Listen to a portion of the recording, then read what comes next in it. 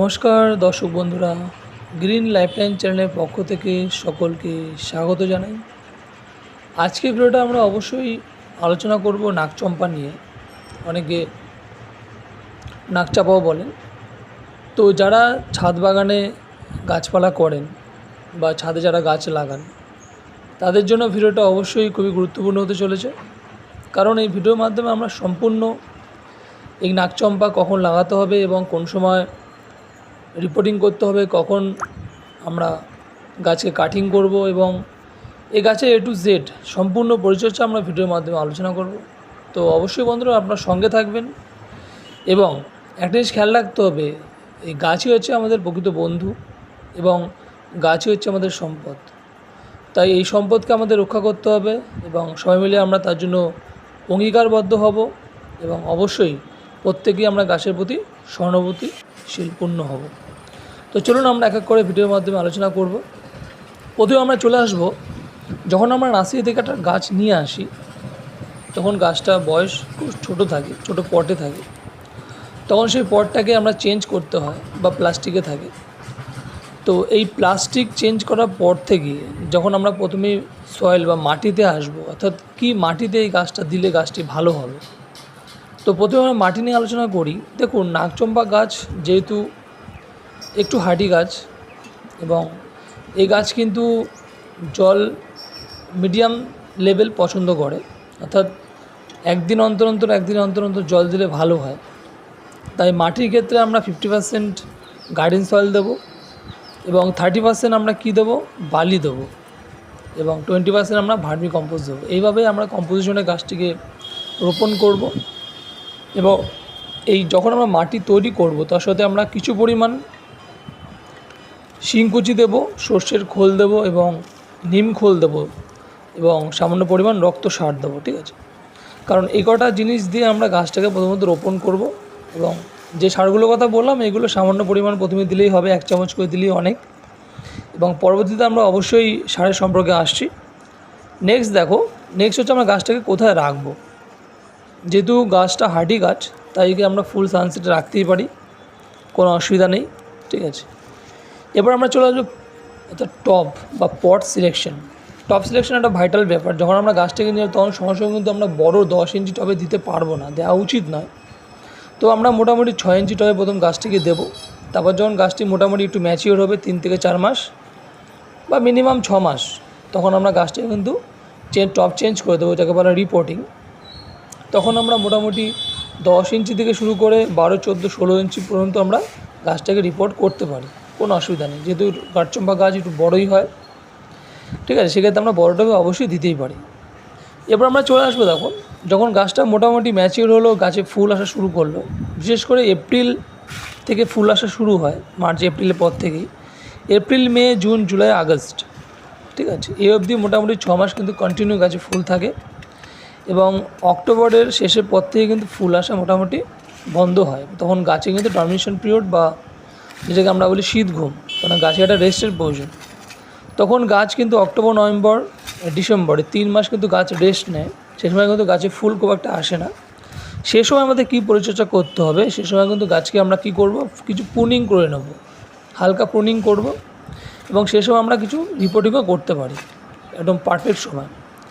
যখন আমাদের reporting pruning complete হবে, তখন আমরা মাটিতে কিন্তু নতুন করে কিছু খাবার দেব, যাতে আরও ভালো করে গাছটা নতুন করে কড়ি সমেত ফুল আসতে পারে। তো সে সময় আমরা নর্মালি যে খাবারগুলো দিতে হবে সেগুলো অবশ্যই, যেখানে নাইট্রোজেন, ফসফরাস, ঠিক আছে, পটাশ সমৃদ্ধ যেসব আমাদের জৈব উপাদানগুলো রয়েছে সেগুলোতে সেই সমৃদ্ধ গাছে থাকে। বিশেষ করে আমরা সে সময় সর্ষের খোল, হাড় গুঁড়ো, শিংকুচি, নিমখোল এবং সামান্য পরিমাণ রক্ত সার এবং কলার খোসা দিলে খুব ভালো হয়। ঠিক আছে, এগুলো আমরা মিক্স করে মোটামুটি 1 মুঠো, একটা গাছের পক্ষে 1 মুঠো বা বড় যে কাপগুলো আছে, কফি কাপ, সেই কাপে 1 কাপ মোটামুটি মিক্সচার করে দিলেই অনেক। তো এরপরে যখন গাছগুলো মোটামুটি আস্তে আস্তে করে কড়ি বেরোবে, কড়ি বেরোনোর পর থেকেই আমরা দেখব যে একটা ব্রাঞ্চে কিন্তু প্রচুর করে কিন্তু কড়ি বেরোয়, তার সাথে সাথে কিন্তু নতুন শাখা প্রশাখাও বেরোয়। এবার যখনই একটা করে নতুন শাখা প্রশাখা বেরোবে, তার সাথে কিন্তু প্রচুর কড়ি নিয়ে আসবে।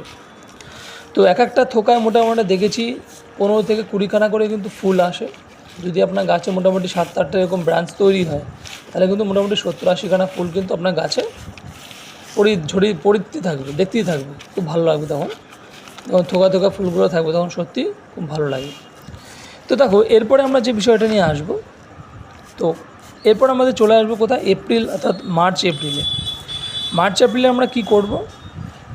মার্চ এপ্রিলে আমরা কিছু পরিমাণ খাবার অবশ্যই দেবো, ঠিক আছে। সেখানে আমরা কিছু পরিমাণ পটাশ দেবো এবং 1 চামচের মতো এপসাম সল্ট দেবো এবং কিছু পরিমাণ আমরা কলিচুন দেবো, ঠিক আছে। এটা গাছের পক্ষে খুবই প্রয়োজন, কারণ যখন মাটি যখন অয়েলি হয়ে যায়, মানে অম্ল হয়ে যায়, যখন অম্লভাব মাটিতে পরিমাণ বেড়ে যায়, তখন কিন্তু অনেক সময় কী হয়, গাছে কিন্তু বৃদ্ধিটা থমকে যায় বা থমকে যায়।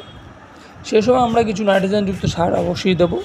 তার সাথে আমরা গাছ যাতে বুস্ট করে তার জন্য কিন্তু আমরা অবশ্যই পটাশ এবং এপসাম সল্ট দেবো। এরপরে আমরা কি করব, এগুলো মোটামুটি যখন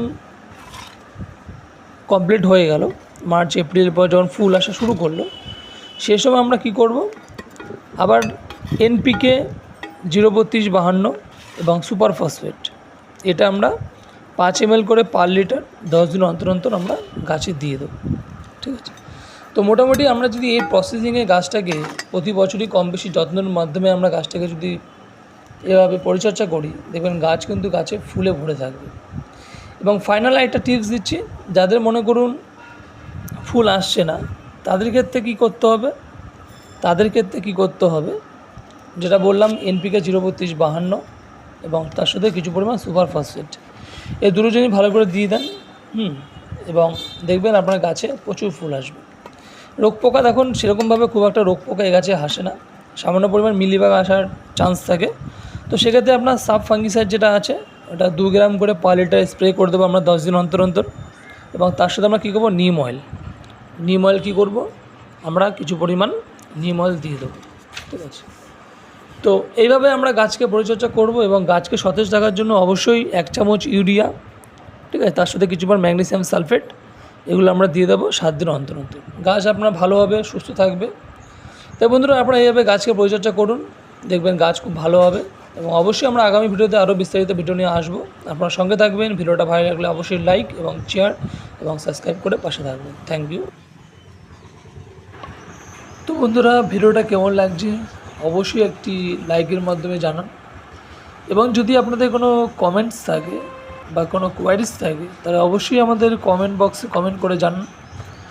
এবং এই ভিডিও থেকে আপনারা যদি উপকার পেয়ে থাকেন এবং আগামী দিনে আরও বিস্তারিত এরকম ভিডিও পাওয়ার জন্য অবশ্যই চ্যানেলটিকে সাবস্ক্রাইব করে রাখুন।